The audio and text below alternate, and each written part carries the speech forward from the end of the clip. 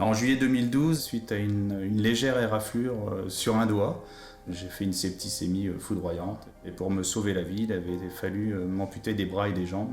Suite à l'annonce de ma nouvelle situation, j'ai considéré qu'il fallait, en tout cas pour moi déjà, me réaliser dans un défi hors norme.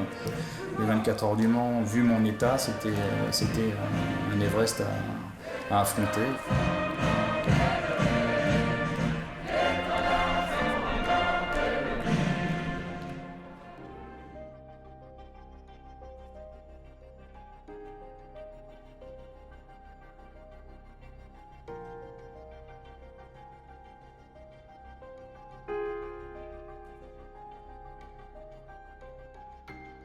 J'ai encore un peu de mal à imaginer que j'y suis vraiment.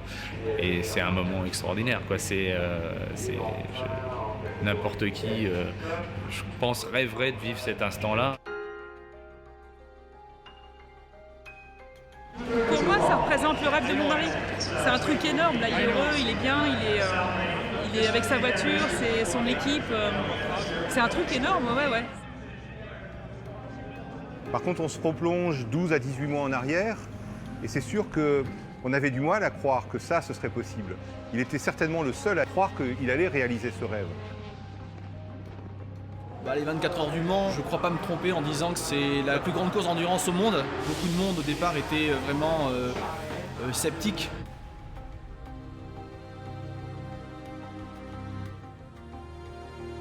Écoutez, pour Michelin, il y a des valeurs.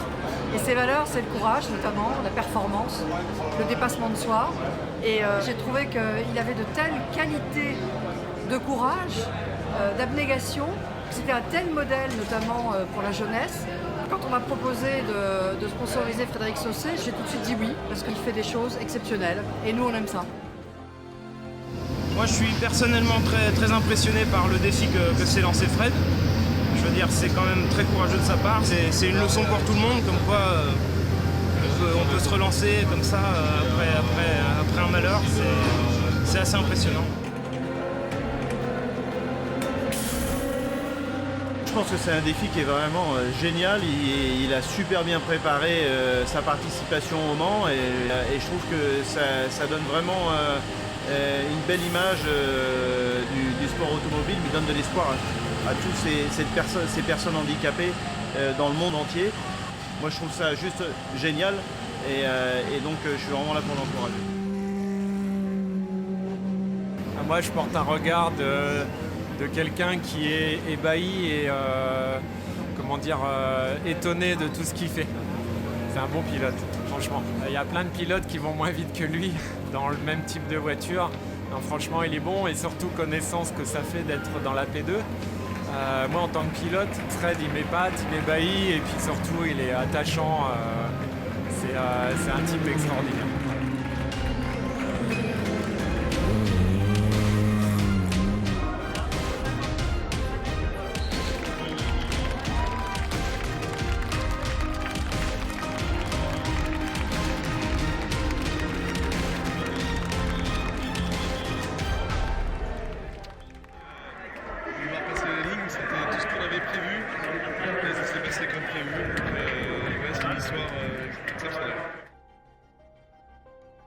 Ce qui est très important avec ce que Frédéric a réalisé, c'est qu'on se rend compte qu'on peut réaliser des rêves. Il suffit de se mettre une étoile polaire et d'y travailler de tout son cœur, de ne pas accepter non comme réponse. Et avec ça, on peut accomplir des choses absolument extraordinaires. Le passage du drapeau à damier, je l'ai rêvé des milliers de fois.